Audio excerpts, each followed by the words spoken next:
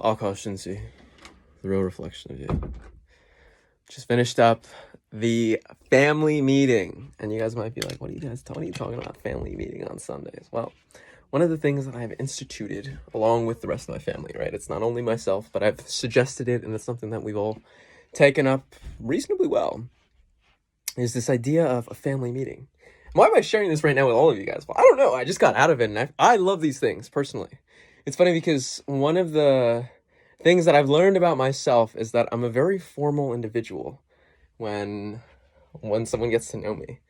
And I've heard this quite a bit over the past week of like, dude, why are you being so formal with me? Whether it be answering a phone call, whether it be even with my family, like, dude, why are you acting like this? I'm like, I don't know. This is just how I act. I just I direct towards formal because I'd rather be more formal, and I know how to operate from that level, I guess, in some way, shape, or form. I guess maybe I was conditioned that way. I don't know.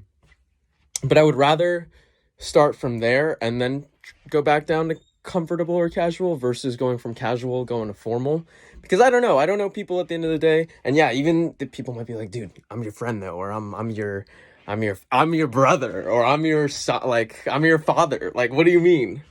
And I don't know, that's my way of understanding the world, is a little bit more formal. I tends to find that it organizes myself a little bit better.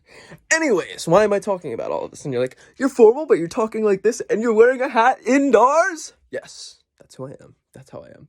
But I like this concept of family meeting because not only do we decide how are we going to move this family together and what are the areas in which I can improve on myself and we can improve on ourselves as a family, but what can we do to make sure that the family continues to rise?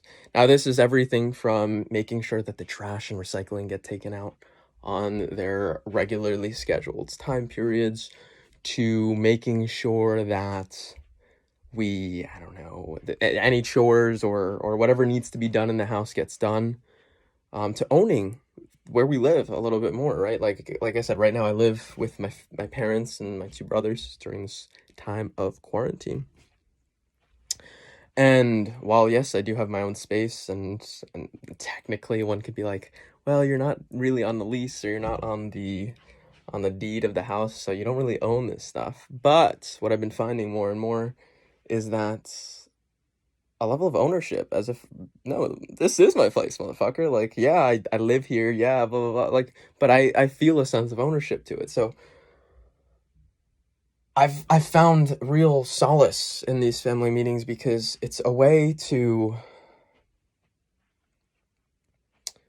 get things done and make things happen.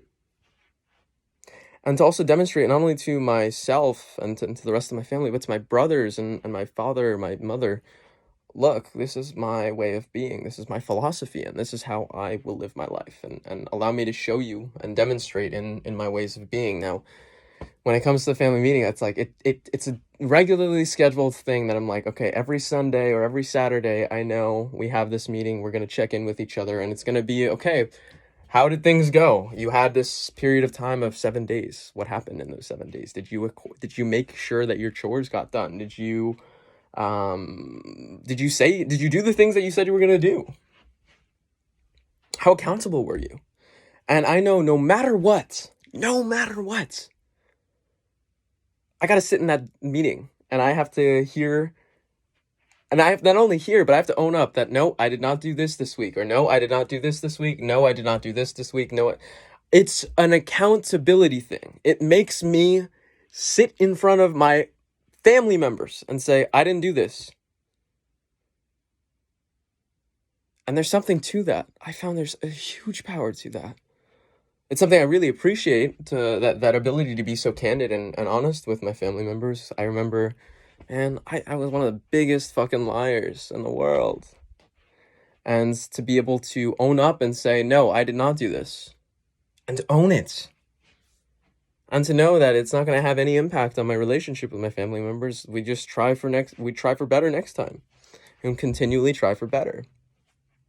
I love that. It's also a way for me to make sure that I clear myself for the week, right? So that my relationship with my parents, my brothers, whomever's in my family, it's almost a clearing for me, as to, okay, cool, complete reset. This next 7 days, I've got a complete reset. Anything that you guys were like, motherfucker, I don't know why you did this, or you weren't talking to me this week. Why weren't you talking to me this week? Or, dude, you've been saying you were gonna take the trash out for the longest time this week. You still haven't done it. Or you took my car without telling me.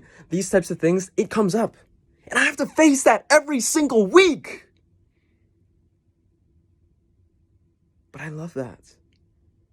Because it makes me see me and my actions from the week and own up to that shit. I need that. I need to own up to my stuff. It's important. And I'm grateful for that.